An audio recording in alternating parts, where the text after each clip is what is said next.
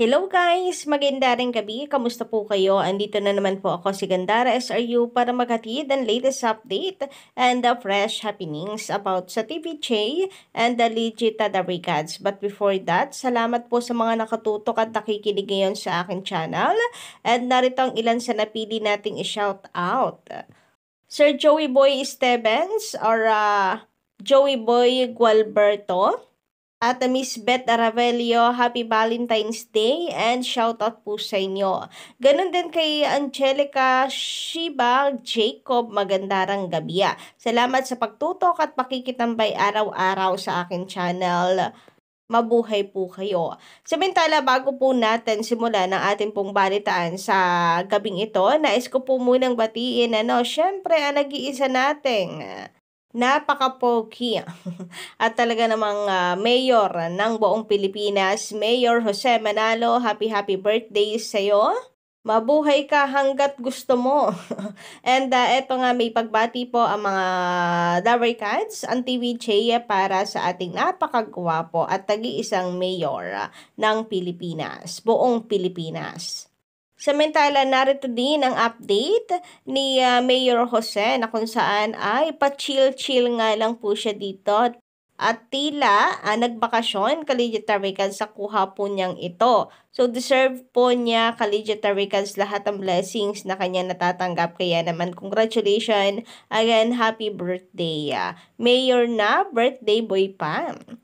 Samantala, Kaligitarians since nasa RPTV na rin nga po ang TV5 or ang Itbulaga ng TVJ na mapapanood lalo na po kapag Sabado ay inaasahan na lalakas po ang Itbulaga. Pero dahil sa lumabas na ratings ngayong Sabado, Kaligitarians na tila muli pong nakalamang ang It Showtime sa kanila, hindi po maiwasang isipin ng iba na tila hindi nakakatulong ang RPTV para mapataas po ang ratings ng It Bulaga.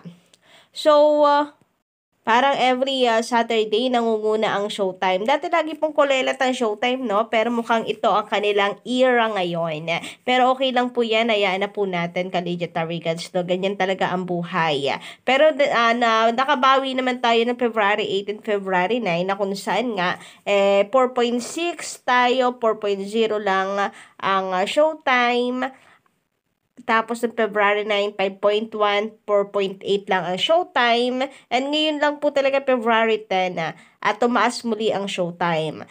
Na kung saan ay meron nga po silang 5.0% at ang Itbulaga po natin ay 4.6%.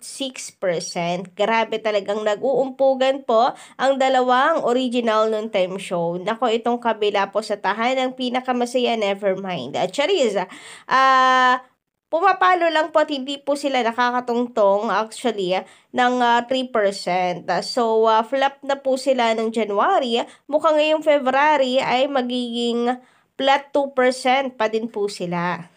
So, ayan, makikita natin 2.9, 2.9 and mas bumaba pa nung Sabado 2.4 na sa halip tumaas po ang kanilang ratings. So, dati Showtime ang nangungulelat. Ngayon, pinalitan na po ng Tape Inc. Sila na po talaga ang lagi pong kulelat at hindi po makaahon-ahon sa ratings. Pero dahil nga dyan, nagtataka ako dito pagdating dito sa Primetime King is Back na post, baliktad yung Showtime at saka Itbulaga, 5.1% ang nakalagay. Tapos ang Itbulaga po ang 4.8.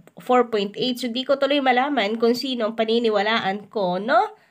Nagkabaliktad na nga ba talaga ang ratings, Kaligitarians? Sino ba talaga ang 5.1, ang Itbulaga o ang It Showtime?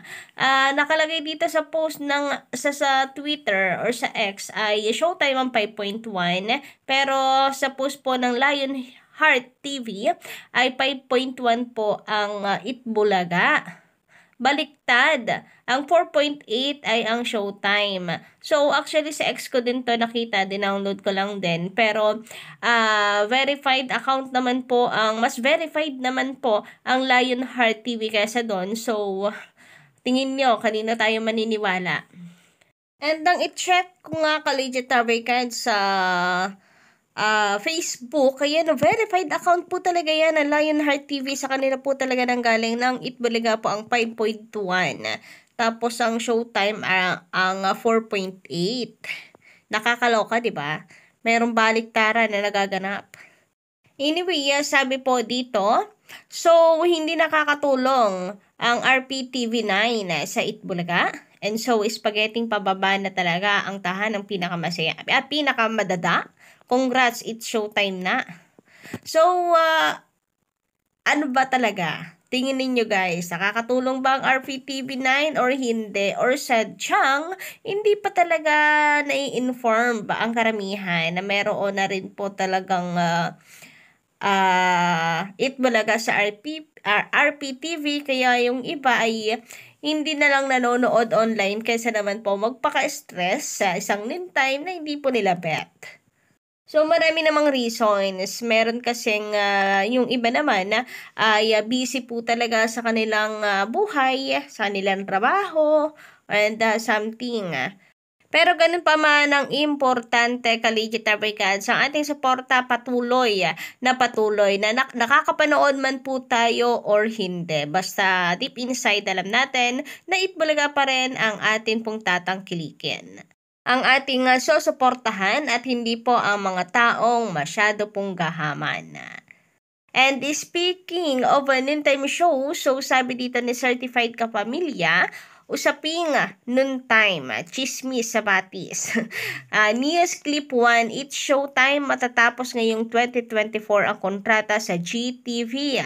Lilipat di umano sa GMA Network main channel this year. And then, pangalawang chika, hindi na nakakaahon pa ang viewership at audience share ng tahan ng pinakamasaya versus sa TV Chase Itbulaga at ABS-CBN Studios It Showtime. Tahan ng pinakamasaya, nabigyan na ng taning. Pag hindi pa din makaahon, ililipat na di umano ang TikTok Lock bilang main noontime show ng GMA. At tuluyan na ng mamaalam sa ere ang TV. Mga chismis lang naman ito sa batis. Pwedeng may bahid ang katotohanan po, pwedeng sinacharot lang ang TV ng Tape Inc. Tuloy-tuloy lang sa panonood ng noontime shows ng henerasyon na ito, ang It's Showtime. So, ayun, Kaligit Tabrikads, talagang even mga kapamilya fans pinag-uusapan ito. Siguro gusto rin nila na ang Showtime makalipat. Yun nga lang, ang kapalit po niyan ay tiis-tiis lang po talaga. Kasi syempre, dito pa nga lang po sa GTV ay nahihirapan na po mag-adjust ang mga host. So, hindi sila makapag-promote, pati po ang kanilang mga fans, hindi na rin natutuwa na hindi makapag-promote ang It's Showtime ng mga palabas ng kapwa po nila ABS-CBN artist, ng kanilang mga kaibigan. At biruin ninyo, sariling noontime show ng ABS-CBN hindi makapag-promote ng gawa ng ABS-CBN ng project ng kapwa po nila Kapamilya Star.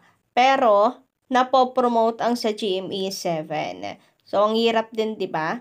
Kaya, pag-isipan nawa ito ng Showtime. Kung mananatili sila sa GTV at tatanggapin kung sakali meron ngang offer sa GMA7 or lipat na lang ng OLA TV o di kaya ay ng iba pang channel. Samantala, sabi naman dito ni Nita Balalin, magandarang gabi.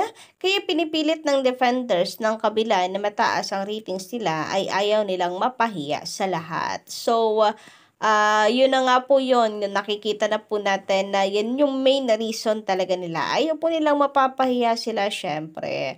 Lalo na't kailangan nila ng advertisers. Lalo na't panay po ang pagyayabang nila. Lalo na't ang yayabang nila. Tapos, si Universe hindi sumasang-ayon sa kanila. Naku, mapapahiya talaga sila niyan. Kaya syempre, para hindi po mapahiya, sa kayabangan at kahambugan po nila, ipipilit na lamang po nila na mataas ang kanilang ratings at gagawa ng sarili nilang ratings. Hindi nga po pinopost ng GMA Network ang ratings na kanilang inilalabas kasi they know na hindi po yun valid. Kung valid yon, magpapahuli pa ba naman ang GMA7 para ibalita na number 1 ang tahanang pinakamasaya? Syempre hindi, di ba? Pero yun nga, ultimo GMA, pakels din sa inilalabas nilang ratings kasi hindi yun totoo. Samantala, sabi naman ni Fixie, copyright infringement pa rin ilalabag nila.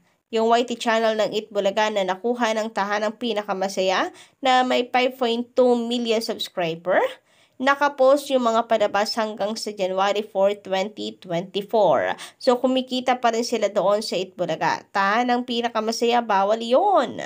So, ayun na nga daw po, may nilalabag at nilalabag pa rin ang Tape Inc. di umano patungkol po dyan. So, sana po mabawi nga yan ng TVJ, yung YT channel na yan.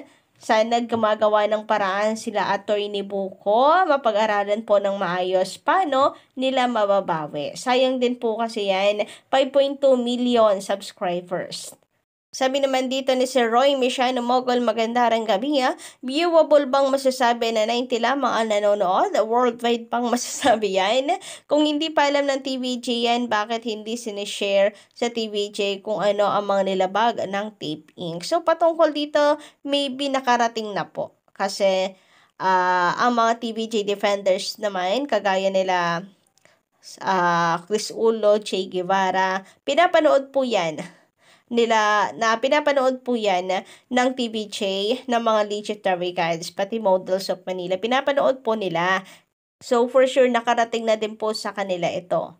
Yun nga lang talaga, magkakatalo lamang po yan kung palalagpasin na lang ng TVJ dahil may mas malaki pang dapat pong pag-focusin or gagamitin na lamang po itong bala ng TVJ para madiin lalo ang taping. Malay po natin, di ba? Hayaan po natin sila sa kanilang diskarte. Anyway, yun lang po muna guys sa aking update para po sa gabing ito. Don't forget to click the subscribe button and notification bell para po sa iba pang mga balita.